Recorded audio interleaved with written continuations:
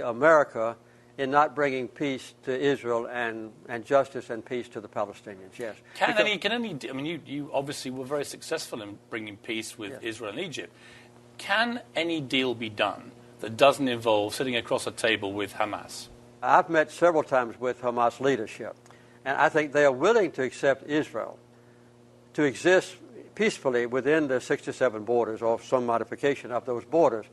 But the first step has to be to bring Hamas and Fatah together so they can have another honest election. That is a major premise, and I think the 67 borders between the two with some modifications will lead to a two-state solution. Netanyahu now, I believe, has decided unequivocally to move to a one-state solution, which every one of his predecessors in the prime ministership have condemned as a disaster for Israel. And I think Israel is now moving toward a disaster for itself and insisting that all the way from the Jordan River to the Mediterranean Sea has to be Israeli controlled. That is a mistake.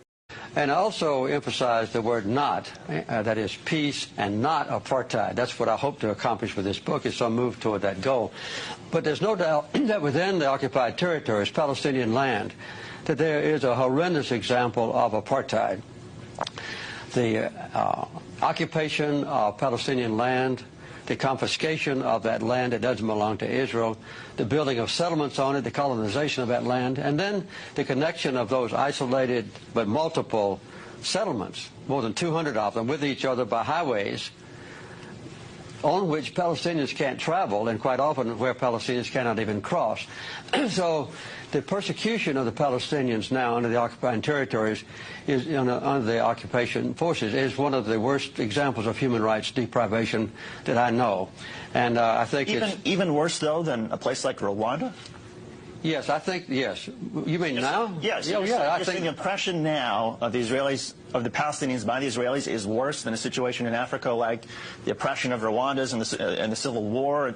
I'm not going back into ancient history about Rwanda, but right now, the persecution of the Palestinians is one of the worst examples of human rights abuse I know, because the Palestinians... When you're talking about right now, you're not talking about, say, I'm not talking about ancient history, no. Well, Rwanda wasn't ancient history. It was just a few years ago. You can talk about Rwanda if you want to. I want to talk about Palestine.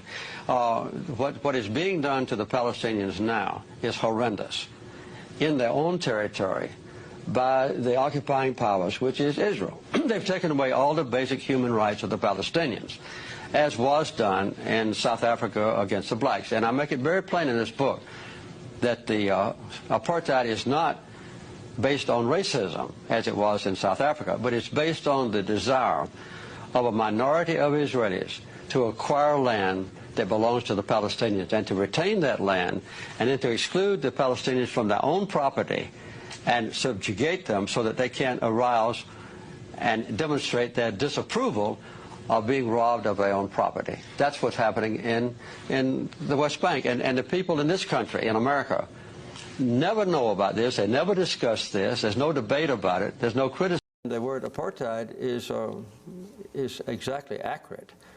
You know, this is an area that's occupied by two powers. They're now completely separated. The Palestinians can't even ride on the same roads that the Israelis have created or built in Palestinian territory. The Israelis never see a Palestinian except their Israeli soldiers. The Palestinians never see an Israeli except at a distance, except the Israeli soldiers. So within Palestinian territory, they're absolutely and totally separated, much worse than they were in South Africa, by the way. And the other thing is, the other definition of apartheid is one side dominates the other, and the Israelis completely dominate the life of the Palestinian people.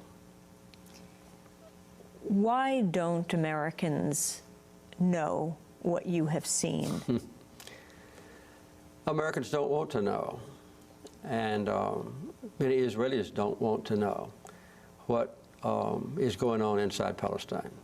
It's a terrible human rights persecution that far transcends what any outsider would imagine.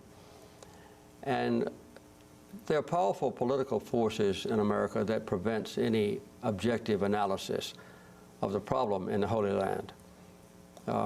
I think it's accurate to say that not a single member of Congress with whom I'm familiar would possibly speak out and call for Israel to withdraw to their legal boundaries or to publicize the plight of the Palestinians, or even to call publicly and repeatedly for good faith peace talks. There hadn't been a day of peace talks now in more than 7 years. So this is a taboo subject, and I would say that if any member of Congress did speak out, as I've just described, they would probably not be back in the Congress the next term.